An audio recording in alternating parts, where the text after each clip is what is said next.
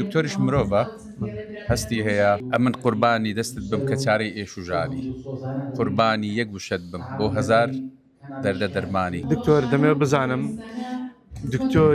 دکتۆران لە پزیشکی مێشک و دەمار لەگەڵ هونەر چەند لێک دوورە؟ هونەر و ئەدەب بەشێکن لە بەهرەکانی مرۆڤ واتە بابەتێکی ئینسانیە. دکتۆریش مرۆڤە هەستی هەیە هەڵچوونی هەیە خوێندنەوەی هەیە بۆیە دەتوانێت ببێتە شاعر بێتە نووسەر ببێتە ئەدیب دەتوانێت. باشە دکتۆر چۆن بووە لە نێو پیشەکەی خۆتدا ئەو بەهرەیەشت پەرە پێدا و ئەو پیشانە لێ کۆ بکەیتەوە؟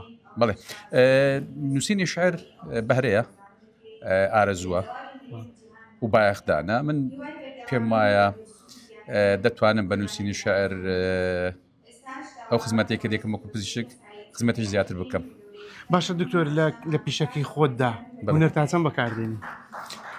لە پیشەکەی ئێمە کرداریە بەڵێ لە دەرەوەی پیشەیە بەڕاستی نووسینی شعر ئەدەبیات لە دەرەوەی پیشەیە بەڵام تەواوکەری کەسایەتی پزیشکەکە خۆیەتی لە نێو پیشەکەتدا قەت هەبووە لە کاتی کارێکی پزیشکیان ئەندامدانی نەشتەرگەرێکدا شعرێک بۆ ئەو کەسانە بخوێنەوە کە هاوکارتن لە نێو کارەکەدا؟ بڵێ شتێکی جوانە بەس ڕووی نەداوە نەخێر تا ئێستاکە. دکتۆر شعرێکی خۆشمان بۆ بڵێ مادەم پزیشک و شاعر شارێکتان بۆ بڵێم تۆ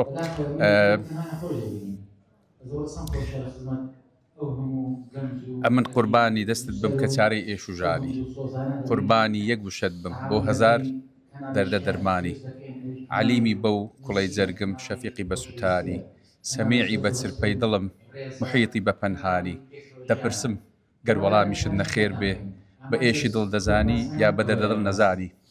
باشە دکتۆر دەست خۆش دەبێت بزانم قەت هەبووە لە بری دەرمان بڵێ نەخۆشەکانت ئەو شعرە بۆ تۆ دەرمانە؟